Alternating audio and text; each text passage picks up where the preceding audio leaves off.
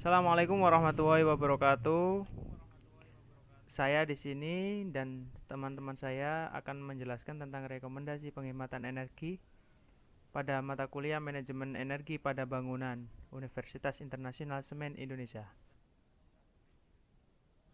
Perkenalkan, ini teman-teman saya, teman tim.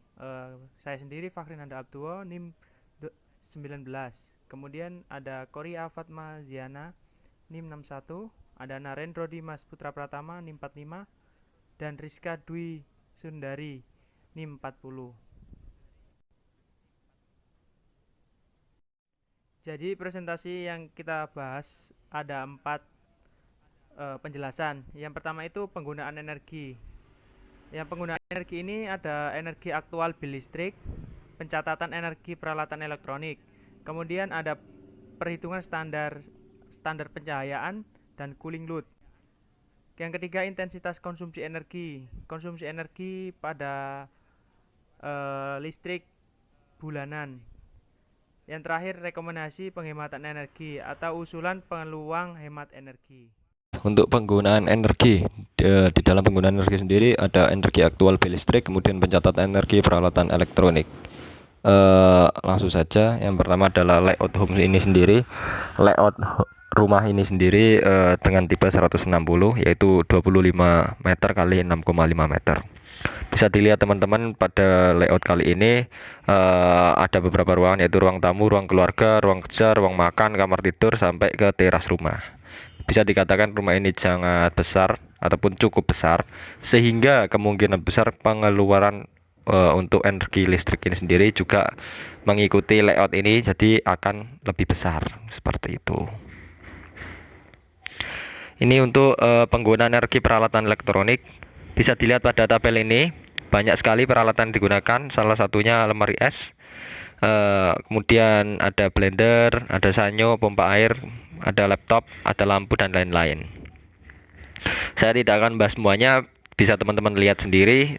Saya akan mengambil contoh satu saja, yaitu lemari es dengan daya 100 watt, kemudian digunakan selama 24 jam sehari atau 720 jam selama sebulan.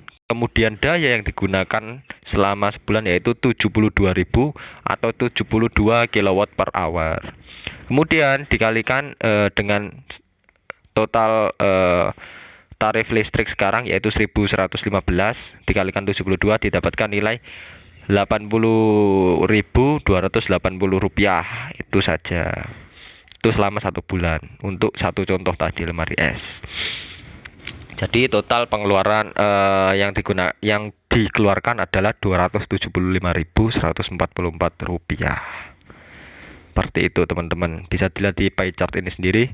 Penggunaan barang elektronik yang paling besar adalah lemari es dengan persentase 29%. Dan yang paling kecil adalah charger HP dengan persentase 1% saja. Jadi yang sangat mempengaruhi pada pengeluaran kali ini adalah peralatan lemari es karena digunakan full 24 jam. Seperti itu kawan-kawan. Bisa dilihat dari kembali ke tabel charger HP dengan watt 30 watt, yaitu digunakan selama 2 jam saja per hari. Jadinya emang tidak terlalu pengaruh. Oke, ini realita sama ekspektasi ya. Sebenarnya realitanya adalah 102.677 rupiah. Kemudian ekspektasi yang kita lakukan adalah 275.000. Kenapa ada perbedaan?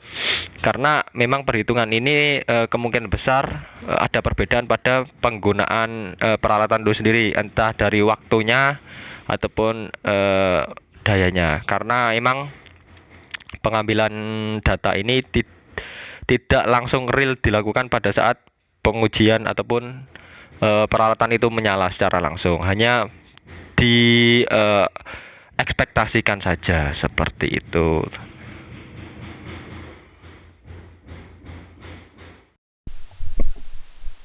Jadi di sini itu untuk perhitungan standarnya dari rekomendasi penghematan energi dimulai dari perhitungan standar pencahayaan, kemudian cooling load atau beban pendingin pada suatu ruangan.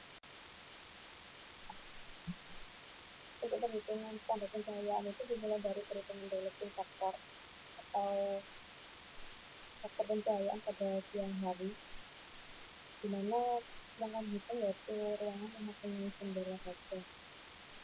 Ada ruang tamu dengan dialectic factor sebesar 0,23 dengan standar perseninya 0,525%. Dengan ruang keluarga, dialectic factornya 0,46 dan standar SNI-nya 0,675. Dan ruang kerja, dialectic factornya 0,82 dan standar SNI-nya 0,875%. Masih mendekati dari standar SNI-nya. Dengan kamar tidur, untuk dialectic factornya 0,1% dan standar SNI-nya 0,45%. Jadi keempat ruangan ini masih terdapat isi yang cukup besar dengan standar SNI-nya. Tapi untuk ruang kerja sendiri tidak cukup mendekati dengan standar SNI-nya. Yang kedua adalah perhitungan artificial lighting atau pencahayaan pada malam hari dengan bantuan lampu, di mana artificial lighting ini kami hitung pada seluruh ruangan yang menggunakan lampu. Dimulai dari ruang tamu dengan nilai lux-nya 4,5 lux, ruang keluarga 48,71 lux, ruang kerja 47,33 lux, kamar tidur 1 43,75 lux, kamar tidur 2 dan 3 56,5 lux, dan ruang makan 17,75 lux dengan standar SNI-nya 120 sampai 250 lux. Jadi masih belum memenuhi standar SNI. Kemudian untuk kamar mandi dan juga dapur itu juga masih belum memenuhi standar SNI.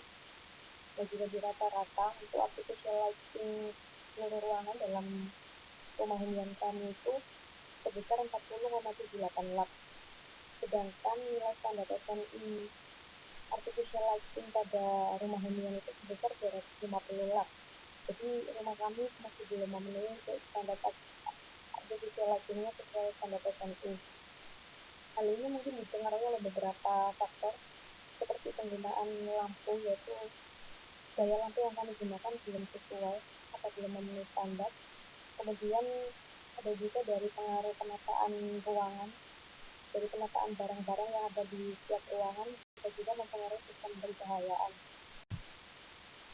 Selanjutnya yaitu perhitungan cooling load atau beban pendingin yang kami ambil pada ruang kamar tidur dan dipengaruhi oleh beberapa komponen dalam perhitungan cooling load ini.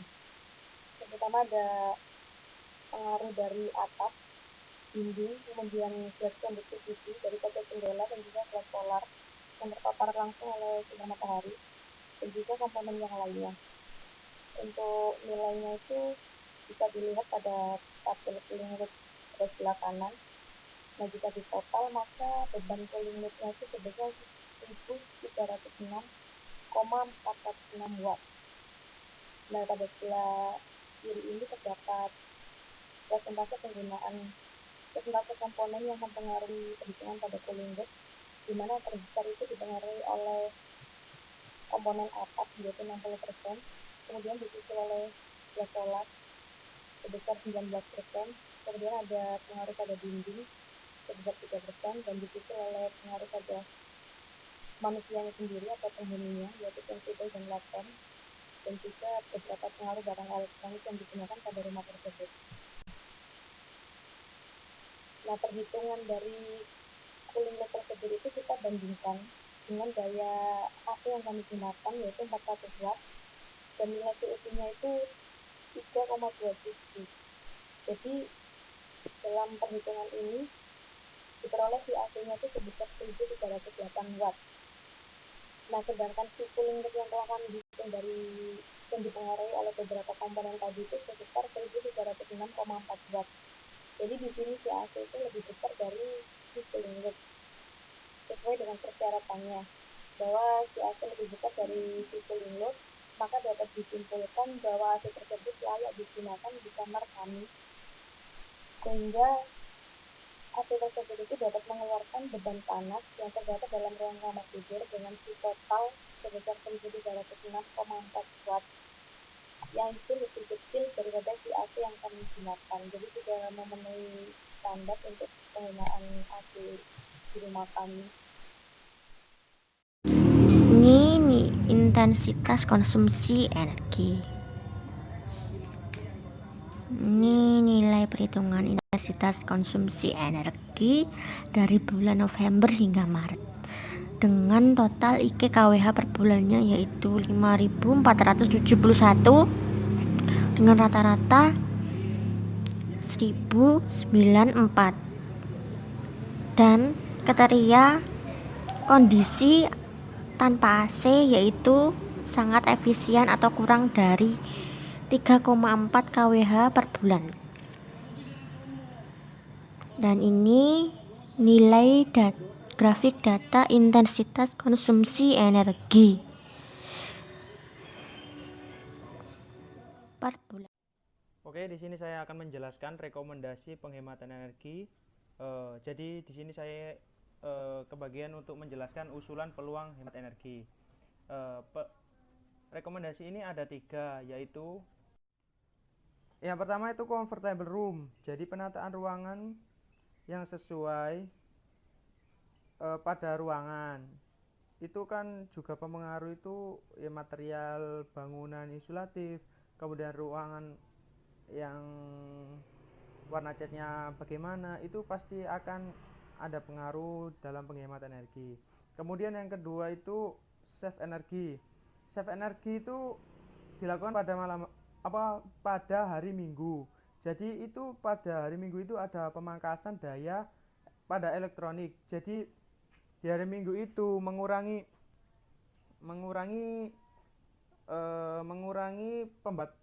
penggunaan energi atau pembatasan penggunaan energi yang menggunakan barang elektronik.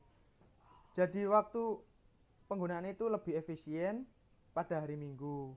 Kemudian solar cell. Solar cell ini kan diinovasikan sebagai penghematan energi itu pada penggunaan lampu pada malam hari. Jadi menggunakan solar cell yang sudah terbuang tapi masih bisa dipakai atau bisa diperbaiki atau direpair dengan sistem penggunaan otak Arduino dengan setting time penyalaan pada malam hari. Karena penggunaan elektronik pada malam hari itu cukup tinggi karena kan aktivitas di rumah kan lebih banyak. Jadi penggunaan dibatasi dengan menggunakan inovasi solar cell ini.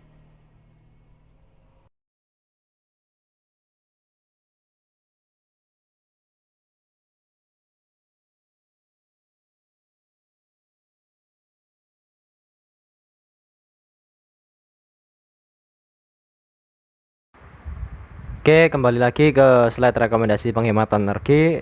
Dari apa yang sudah dijelaskan sebelumnya, ada 3 rekomendasi, yaitu comfortable room, save energi ataupun kebijakan minggu save energi, kemudian solar cell. Lanjut penerapan save energi ataupun gerakan minggu hemat energi. Gerakan ini dilatar belakangi karena pada hari Minggu kita ini banyak libur bekerja ataupun libur berkegiatan selama aktivitas sehari-hari. Jadinya kenapa kok kita di hari Minggu ini perlu melakukan hemat energi atau self reminder diri sendiri melakukan penghematan, karena emang sebuah kebijakan ini bisa menghasilkan sesuatu meskipun sesuatu itu kecil, seperti itu. Dari kesimpulan kebijakan ini bisa dikatakan mampu menghemat 5% dari total energi yang dikeluarkan selama kebutuhan sehari-hari, seperti itu. Ini hitungannya per bulan ya. Perlu diketahui lagi, saya jelaskan untuk rekomendasi save energi pada hari Minggu ini. Jadi di hari Minggu ini selama 1 bulan kan ada 4 kali hari Minggu. Di setiap hari Minggunya kita lakukan penghematan. Jadinya dapat dihitung seperti di tabel. Di TV ini ada 2. Ada yang 50 watt sama 70 watt. Untuk hari biasanya TV ini digunakan 6 dan 5 jam. Di 50 watt 6 jam, di 70 watt 5 jam. Nah, pada hari Minggu itu kita pangkas untuk yang 50 watt ini digunakan hanya selama 4 jam, kemudian yang 70 watt ini digunakan hanya selama 3 jam. Jadi hasil yang bisa didapatkan adalah dari total awal sebelum adanya save energi di hari Minggu ini yaitu 180 jam per bulan dan 150 jam per bulan. Kemudian setelah adanya save energi di hari Minggu ini tinggal dikurangi hasil tadi yaitu 180 dikurangi 16 sebesar 164, kemudian 150 dikurangi 12 sebesar 138 jam. Jadi dari dua contoh tadi, dua TV yang dijadikan contoh dapat ditarik kesimpulan bahwa adanya penghematan meskipun penghematannya hanya sebatas kecil seperti itu. Jadi untuk peralatan yang bisa dihemat ini peralatan yang tidak peralatan utama. Diambil contoh seperti TV, karena peralatan utama tidak bisa dihemat karena itu memang kebutuhan urgent yang harus dipenuhi seperti itu. Jadi emang peralatan-peralatan yang bisa dihemat itu seperti peralatan sekunder aja, untuk peralatan hiburan lah gampangannya seperti itu.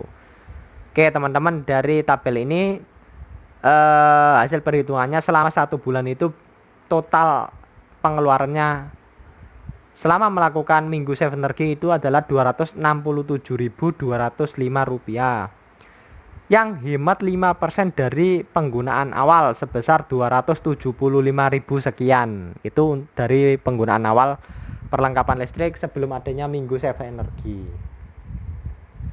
Oke, lanjut yang kedua, penggunaan solar cell. Penggunaan ini sendiri perlu diketahui penggunaan ini sangat memiliki dampak besar bagi penghematan rekomendasi energi yang digunakan, yaitu sebesar 40%. Dalam perhitungannya yaitu sebelum penggunaan adalah 275.000, kemudian sesudah penggunaan yaitu minimal 1 kilovoltaic solar cell mampu menghasilkan listrik selama 8 jam dengan kekuatan 3,5 kW per hour. Jadi penghematan yang bisa dilakukan per hari adalah sekitar Rp5.000.